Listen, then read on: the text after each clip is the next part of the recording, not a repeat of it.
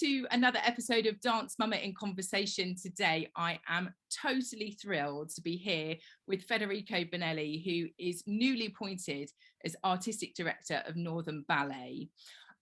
Many of you will know Federico and will need not to have much of an introduction. He has such an illustrious career and is one of our guiding lights as a major role model for dancers, male, female, and however they want to identify themselves, as being a principal at the Royal Ballet for a huge part of his career, but also dancing in the late 90s for Zurich Ballet and Dutch National Ballet. Federico has danced, as I've just said to him just off camera, pretty much every major role a male ballet dancer can do, but also has an extraordinary ability and range to do all sorts of works across the repertoire, and is just a wonderful human being as well. Now, I had the absolute pleasure of spending a few moments in my career working with Federico on Chance to Dance, and as well in Federico's career, and of course we're going to talk to him about it as what's led him to this point through a parental lens, but he has such care and consideration and thought around the next generation, around equality, and also parenting, and that's shown through his roles through coming up through the Claw Leadership program, but through coaching, through supporting the Royal Ballet through the COVID period, but also he was on the inclusivity focus group for the Royal Ballet and has a non-executive director and member of Parents and Carers in Performing Arts campaign.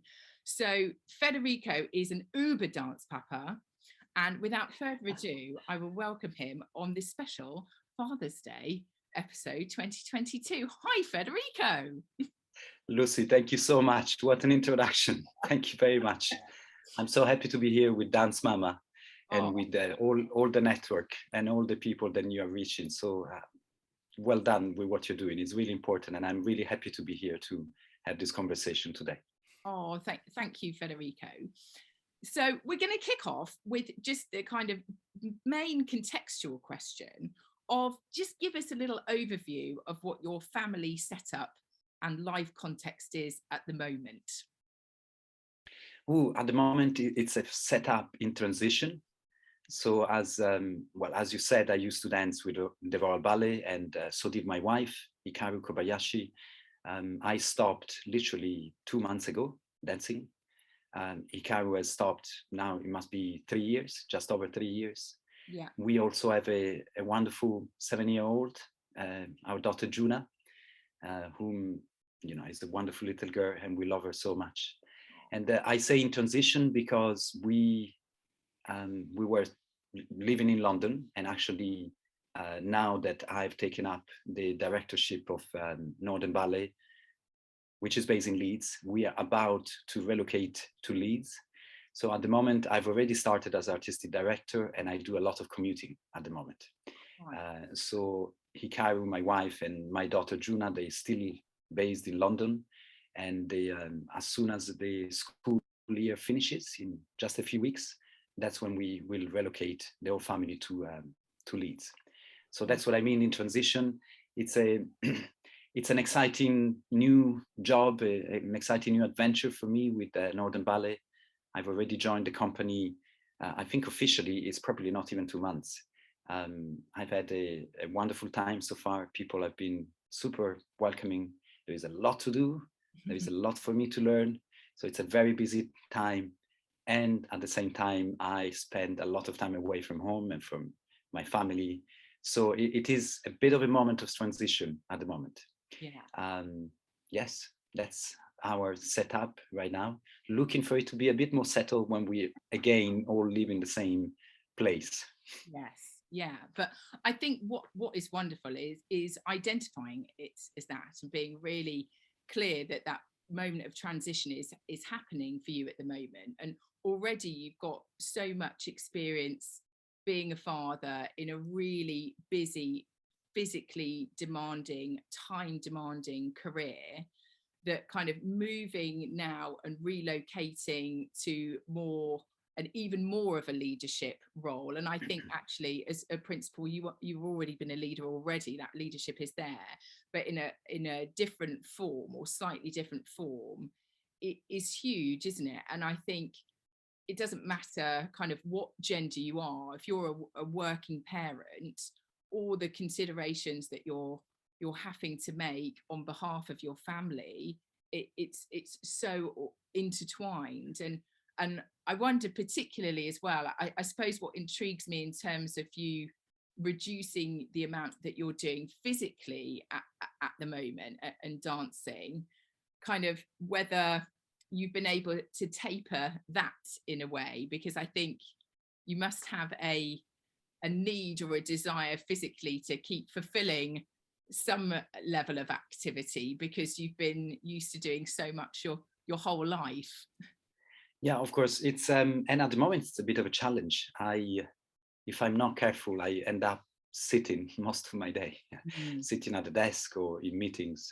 Yeah. So you're right. I would love to continue to be active. Obviously, not as active as I was when I was dancing, because that's not gonna happen. Yeah. But I would like to continue to be active. So I don't know what I'm trying to take class with the company once a week. So usually on Saturdays. Lovely. When there are fewer emails in the morning arriving in my inbox, then that's when I go and I join the company for company class. And, I do that because, yes, of course, it will keep me in shape, but actually, I really enjoy taking class, especially, the once a week will be a challenge, a different sort of challenge. But at the moment, I'm not that tired when I do class, because I haven't done it for the other 5 weeks, 5 days of the week. Yeah. So at the moment it's enjoyable. Yeah.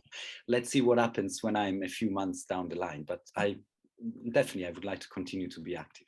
Yeah, and I think kind of that trinity of having the physicality, the kind of connection still there and nurtured, as well as kind of the wealth of things that your brain's going to be taking in on terms of the administrative side of things, as well as then supporting family life. And I assume that your daughter will also obviously be moving school as well, and Yes. and all of those things of then facilitating all of the party invites and play dates and all of things to build her social network up as she makes this change north as well. It's so many things to consider. And I think you're from a family that I kind of nickname a dance dynasty. And there's a few of you around where both parents have had significant careers and continue to have careers in dance. And I think, does that give you, do you think, a different perspective on parenting than other people who don't necessarily have a similar career? So look, I'll tell you a few thoughts that are going through my mind. Now, as a dancer, I think it's fair to say that it can be a very self-focused kind of profession where you look after yourself, right? Of course, there is all a support team working around in a company usually, and there should be. Dancers tend to concentrate on themselves. How can I get ready to do this role? What do I need to do today? Today I need to push. Today I need to recover. All of the things then you have to do to be the best you can be when you're performing, right? So already when you start having a family, when you have kids, that already changes, right? Because the silly things, like I used to spend Sunday lying on my couch because I really needed to recover, because I really had pushed a lot, danced a lot. Yeah. If you have kids, you're not going to spend Sunday afternoon lying on a couch.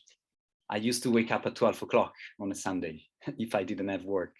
Yeah. Now that never happens anymore, right? Because kids get up. So there are all these things.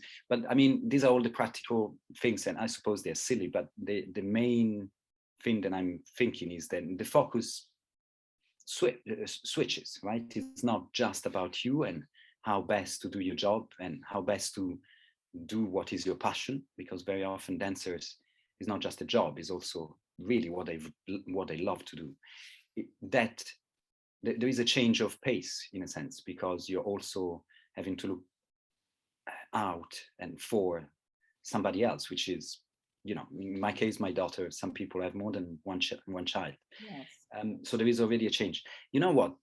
As an artistic director as well, you're not just looking after yourself, you know, you have the responsibility of the whole company. Now, don't get me wrong, company dancers are not children. It's completely different, you know, there is no similarities there. It's definitely, I suppose what is not too different is then you're not looking at, it's not just about you, it's about some other people. What I will tell you is then, as a principal dancer at the Royal Ballet, which is the position I had when my daughter was born, time constraints are, you know, particular to that kind of role. So as a principal dancer, I would never do 7 shows a week. Yeah. You know, maybe sometimes I would do 3 shows in a week. And my wife Hikaru was a first soloist, which is, you know, one rank below principal dancer. She had a similar demands on her time. Of course, there are moments where it was busier. So Nutcracker time, notoriously, is very busy. But in a general sense, during the season, the more senior you are, the fewer performances you are in some companies. So, for instance, Northern Ballet is quite different on that respect. Why do I bring this up? Because the time constraints, what I heard sometimes being referred to as anti-social time constraints, meaning then you work until 11 o'clock at night. Yes. Those are difficulties if you have a family. Yes. Because kids, of course, eventually they go to school and they are, you know, in a setup, you know, looked after during the day, but not at night. So this brings up many things that need to be worked out, right? Is from, you know, childcare and who is looking after the kids. But quite honestly, you also want to see your kids. So when your job means then you're away from, you know, from the morning till midnight or whenever you come back, that creates a problem. And there you go. And so these are the kind of challenges that the dancers have. I'm quite aware that as a principal dancer, those challenges were somewhat reduced. And don't get me wrong, it's still very hard. And I know lots of people do it, and I've got lots of respect for them and lots of respect for me, how I did it, you know, and all these things. It's just it should be able for people to have to people that want to start a family. They should be able to do so at all levels, at all points in their dancing career. Fabulous. And I think what is going to be so fantastic for the dancers under your direction and care at Northern is your lived experience of really being completely submerged in the very early parenting stage, and being right at the top level, as you say, you know, ballet, for those of you who are watching who might not be familiar with ballet, but it's very hierarchical in that way, but where you've got such demands, but as you say, in terms of the performances, you're not on every night. Would that maybe suggest that perhaps in the future, when you're looking at parental policies and nurturing dancers in your company, regardless of their gender, as parents, where their schedule might be shifted and their parenting accommodated to support that? Do you think that might be something you might be able to I think that is definitely the direction we have to go towards. Now, you know, so EDI, right, often is described as equality, diversity, and inclusion, right? But some people like to call it equity, right? And what's the difference between equality and equity? You know, equality is everybody being treated the same. What I would say is then people are not all the same. You know, sometimes circumstances are different. And so what I think we should do as a system, as a society, is then we should enable people to have the same opportunity, taking into account the different circumstances that they inhabit. Then we can look at many sorts of you know, different lived experiences and circumstances. When we look at it from the parent perspective, is exactly what you were saying, you know, and how do we enable parents to continue to contribute their talent at the same time as having a family, as starting a family. And we will know that we've succeeded when we have parents that can continue in their profession, can continue to contribute their talent, and can progress in their career, even after starting a family.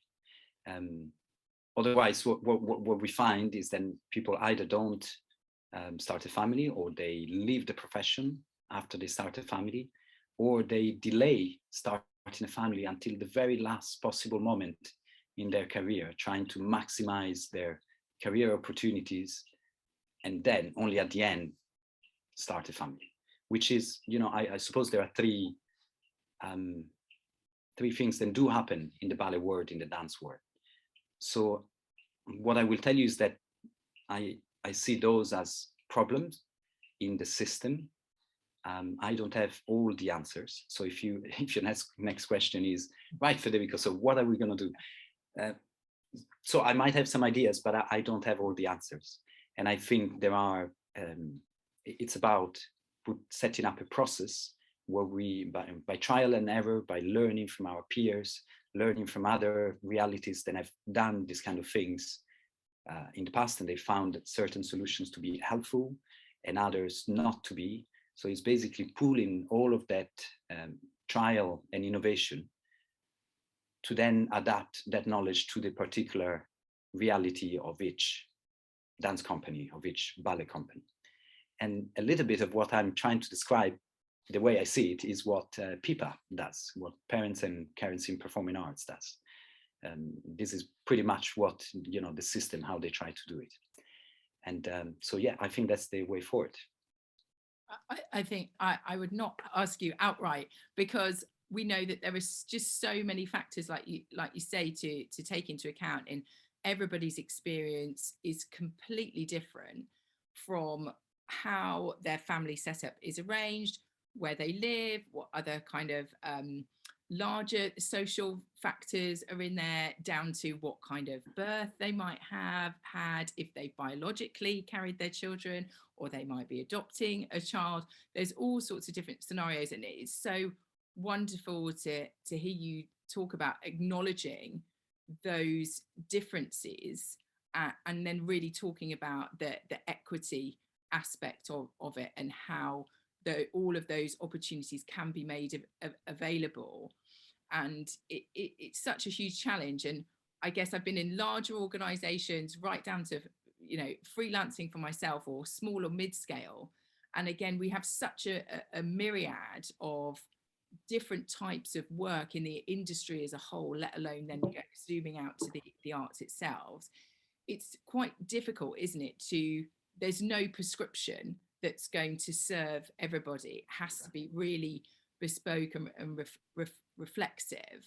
And I think as well, absolutely, our kind of allies in sport, for me, are kind of our closest friends, who are a bit further down the track in producing. For example, the UK Sport have produced pregnancy guidelines for elite athletes in the last 6 months, and looking at those sort of techniques and ideas and studies, as well as the research that I'm doing, and other members of the field in research that we're trying to do, to at some point have some kind of general advice, but allowing for those nuances of different dance styles, techniques, and systems in which they exist. I think we might probably not have the answers in our lifetime.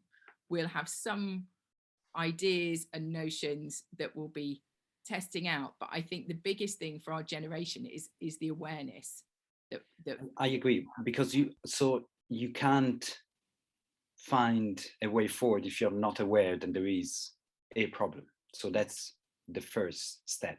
And I mean, this works for individuals, right? This works for, I don't know, correcting your ballet technique. Yeah. If you're not aware that you're not stretching your knee, you can't stretch it. Yeah. So, you know, very often the coaching style in ballet is, you know, the coach will tell you exactly what to do. the latest thinking in skill acquisition is then you should make the dancer aware. So you should ask them question, what's going on there? And the dancer understands by himself or herself that he's not stretching his knee, for instance, and then he can do something about it. And so, it's not that different for organizations. Very often organizations are not aware that there is a barrier there for parents to continue in their profession.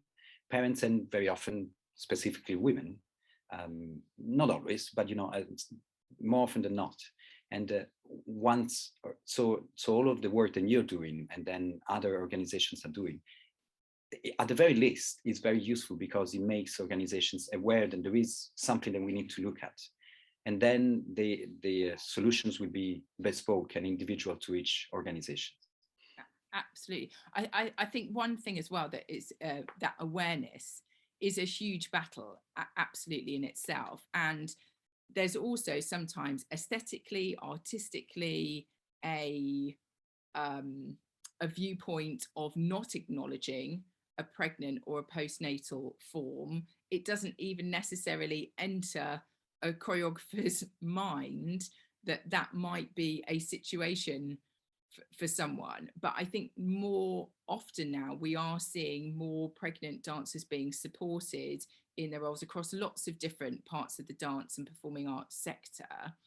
And I'm brilliantly, thankfully, hearing more positive stories about how costumes are being adjusted over time, or dressing rooms being put nearer to the stage, or things like that on tour, and all those sorts of policies that perhaps more mid-scale organisations have had the more agility to do. Because I think I also, coming from a background of starting with the Royal Shakespeare Company, albeit drama, have an understanding of the gargantuan size of big ballet companies. They're huge oil tankers with so many moving parts that making what's seemingly radical change quickly is just not possible. The weight and size of the structure is too huge. But it's how we can sort of gently start to adjust things to, as you say, increase that equity. And again, you having had that lived experience is going to inform your opinion so much more than other leaders perhaps who may have come before you, not even in the last decades ago, will have just had no concept or experience of, to then understand and have that empathy with their. I understand what you're saying. I mean, we all will have our blind spots. It's inevitable, then we will. So it's about us assembling a team that has enough of diverse experiences. So then what I cannot see, somebody else can see.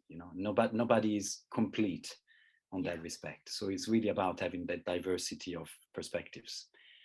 I guess that's what I hear when you say those things. And I totally agree. I mean, going forward, we're gonna have to be how do you say, imaginative. Yes. I think one of the good things then we can do is ask ourselves, how could we be doing things in these big oil tankers of companies, with all of these moving parts. So completely acknowledging the complexity. And we've done things in a certain way in the past, and how can that does not have to determine what we do in the future. Of course it will inform. We still have the choice to ask ourselves, how could we be doing things around here in the future, and with that kind of open-minded attitude towards the future, we might find solutions, and some of them we will try and not succeed. It's just a question of having this particular issue of family-friendly policies together with so many others, right? We're talking about one aspect of something that is vast, and this is really important. So how could I make Northern Ballet a family-friendly ballet company, And in a sense, for us, Northern Ballet, I think, is already doing quite well for people that are based in Leeds, that are based in the office, especially. And there are lots of parents, and there's lots of flexible working time for parents.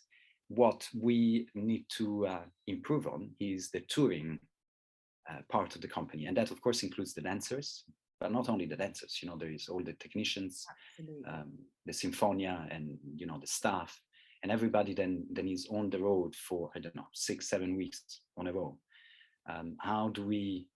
What can we do? How could we be doing things for that part of the company?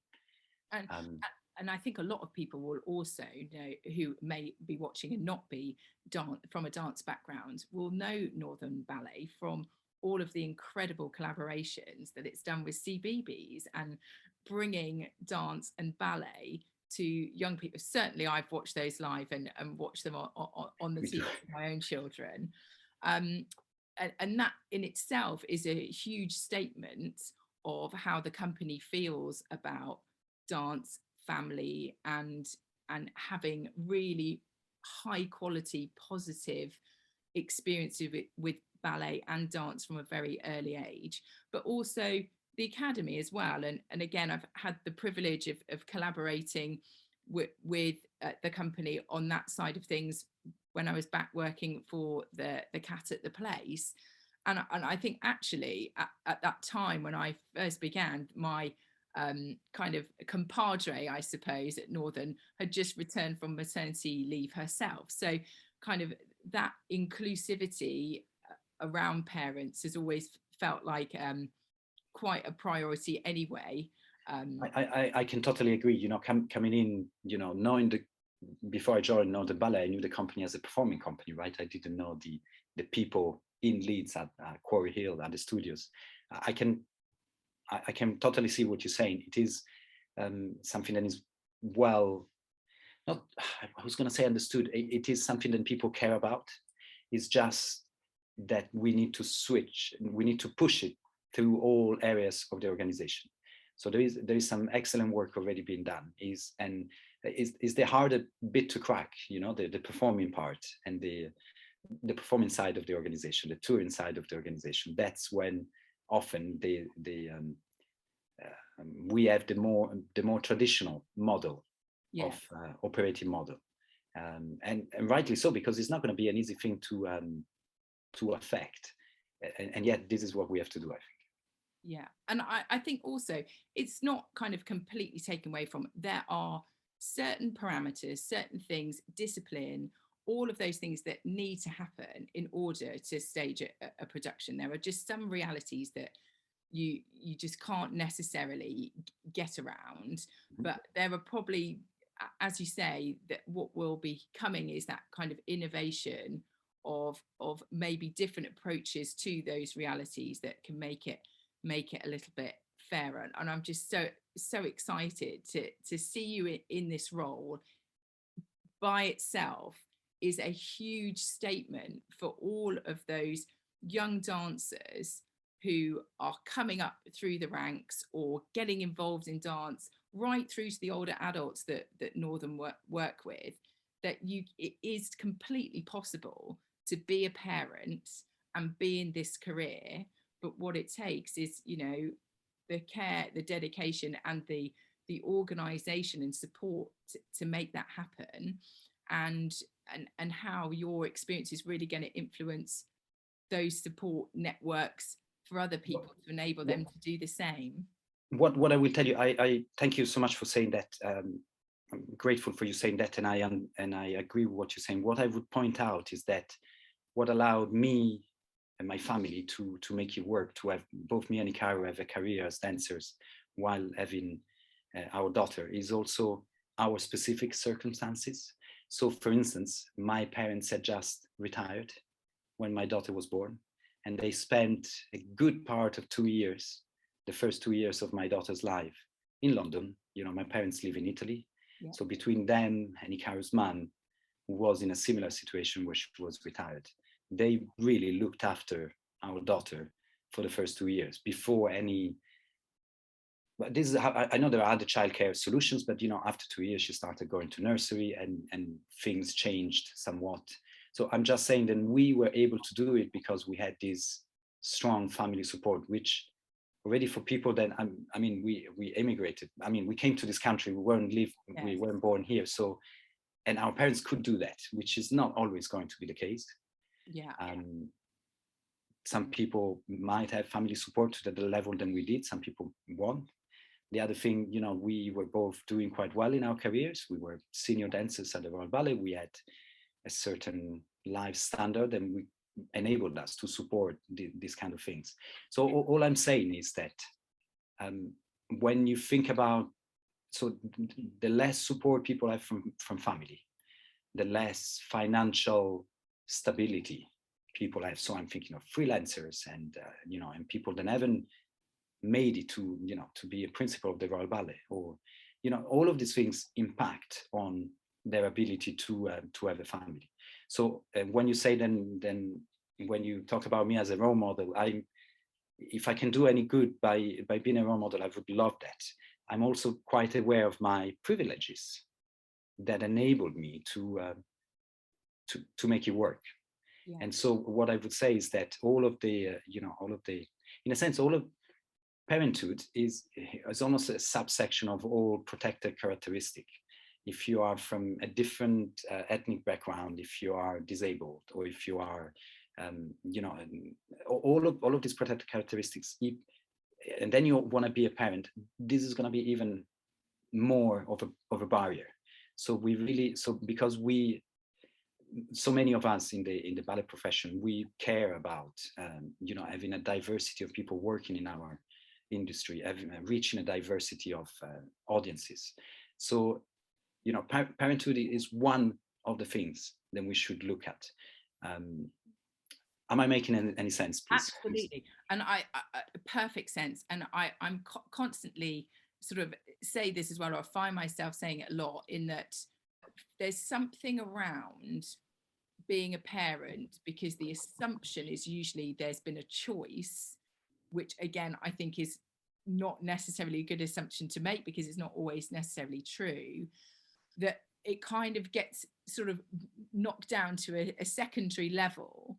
And I think the general respect in the UK for raising the next generation is not fantastic at all. I mean, this week I know that the MPs have been discussing childcare costs, for example, and there was an article in the Times this Sunday highlighting the work of Pregnant and Screwed and Mother Pucker and our White House, who are both amazing women who I've had the privilege of meeting, and following their work, because I too was in a similar situation, having quite a senior role at a major dance company, but finding that all of my salary was going on childcare and trains. And you're absolutely right. There is an acknowledgement of different situations, and you're a brilliant human being, so of course you will be calling that out from the get-go, and having that empathy. But you're absolutely right. So many people in the industry at large will have moved away from their primary family,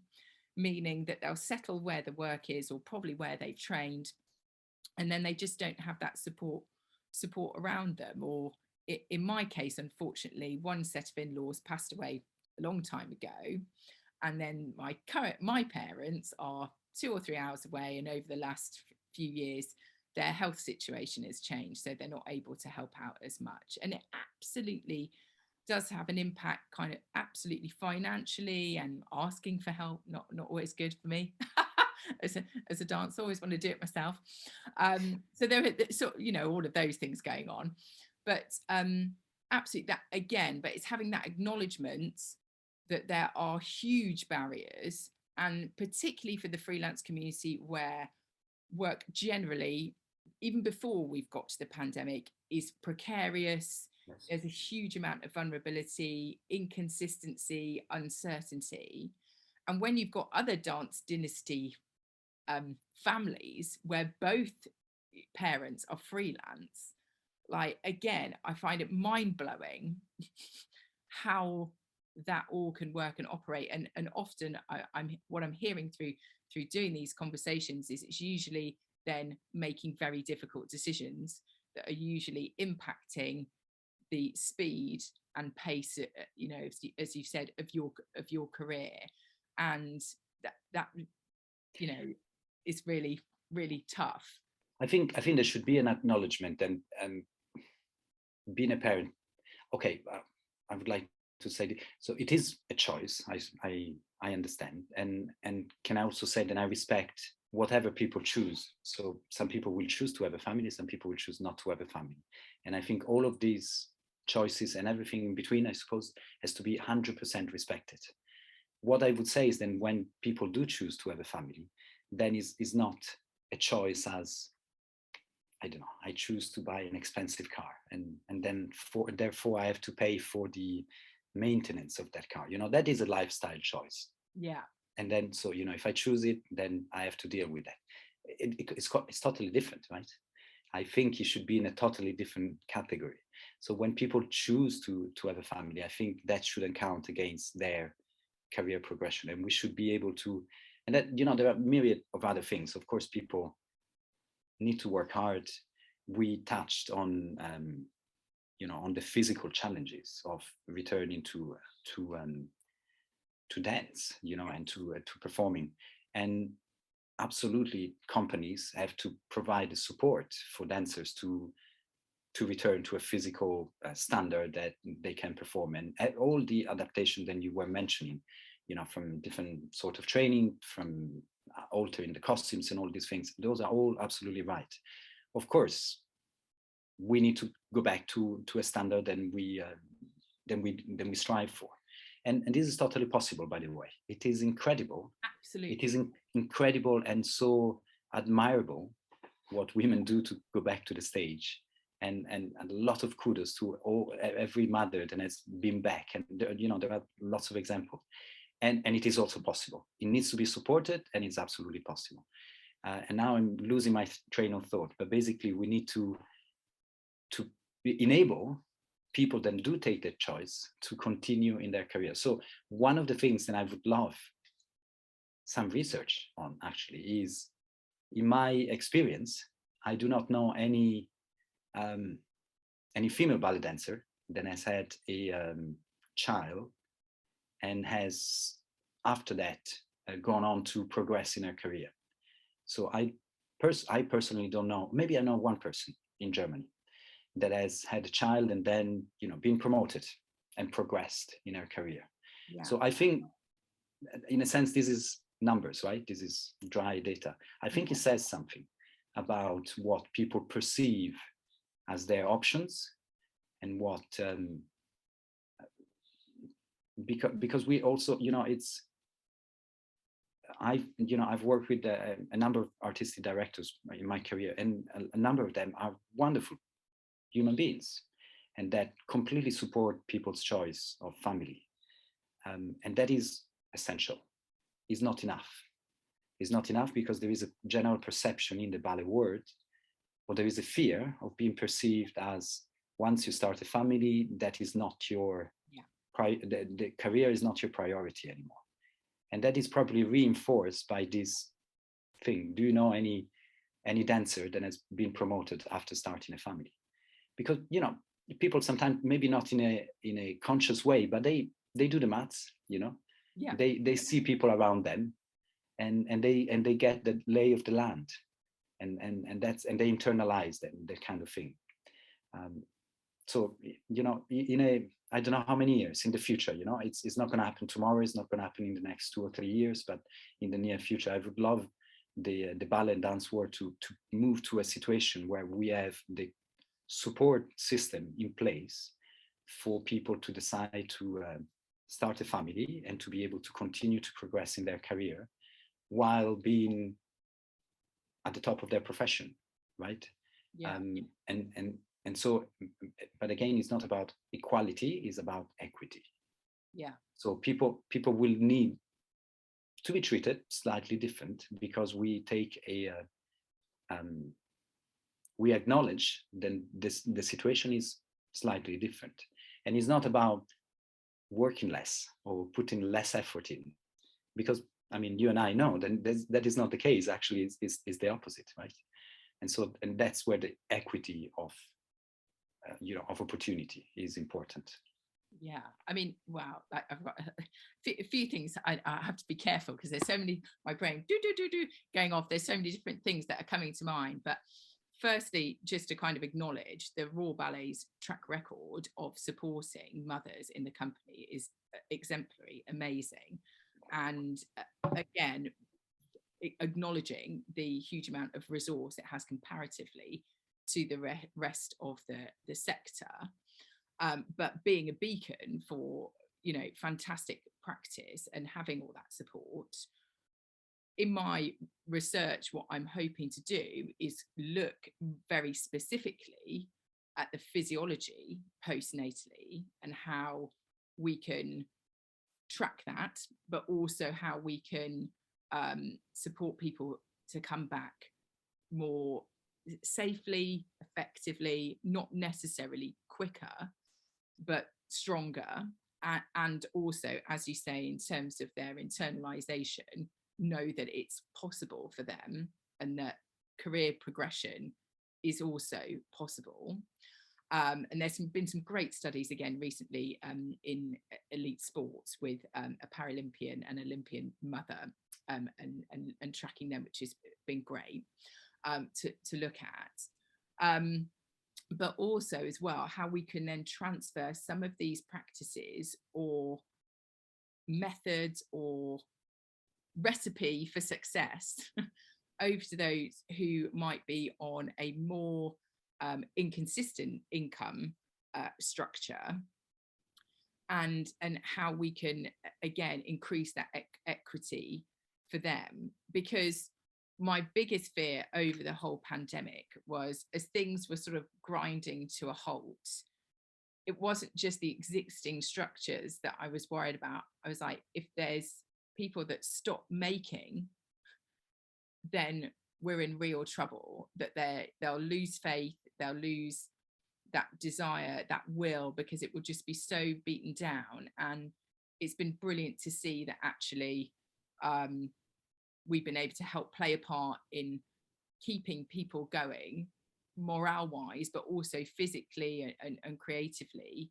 through the whole movement, through the research that Pip has done, which although that stark statistic of 7 out of 10 parents are reconsidering their careers, that drives me forward as fuel to get that figure changed, and I'm just so grateful to people like yourself who are really leading the way in more ways than, probably ways that are not as just a byproduct of other bits of proactivity that you don't realize. It's hugely important, and having that visibility so people know that it's possible. I mean, my mind goes to Lauren Cuthbertson at the weekend performing for the Queen's Jubilee. I mean, she has brilliantly released a short film herself about her journey recently, re-entering back into the workplace as a mother. But I wonder how many of those millions of people watching realise the journey that she's taken to be performing at that event, at that level, is absolutely extraordinary, and hopefully one day will be quite normal. I don't think it'll ever be completely normal. But not normal in a sense that it will be a normal effort, because it will be a very strong effort, but normal in the sense that many people can do it. Yes. Yeah. I agree with that. And can I say, because you're very complimentary towards me, and thank you very much, but the kind of stuff that you've been doing, the kind of platform that you have built, the kind of movement that you have built, don't underestimate that. That is a massive part of what we need. So, well done. And we need more people doing these kind of things. Oh, thank you, Federico. That's so kind. Really appreciate it. Shall we wrap up with, I think it would be good to know, what would be your sort of general piece of advice you'd give to a younger, and I'm going to focus on the males for a second because I spend a lot of time on the ladies, but to a younger male dancer in the company who sort of just come to tell you that he's going to be a dad, what would be your top tips? I guess what I would say is that it's a wonderful thing to be a parent, and that, and to be a father. And then I would really wish to anybody to really enjoy and to really be in the moment. And sometimes the moments are wonderful, and sometimes I felt thoroughly inadequate, and that is part of the journey. And then nobody's got it right. We're all trying to do it and to do our best, and kind of to enjoy the journey. And that the reward is this incredible connection. I'm getting a bit emotional, but incredible connection with another human being, which is, I think, one of the most wonderful things in the world. Oh, Federico, I want to give you a big hug now. We're on Zoom, we can't, but I would love that.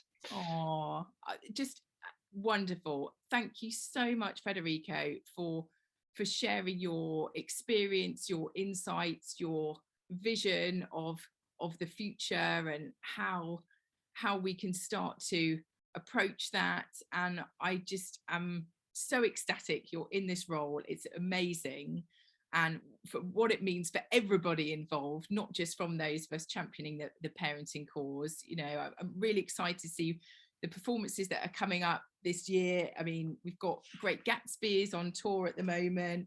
Yes. Little Mermaid's coming up, the Triple Bill, and then of course Nutcracker. Everybody's desperate to get back on the Nutcracker chain after having yes, being starved a bit for a while. But just brilliant, and just a huge big thank you. And I can't wait to see what happens next.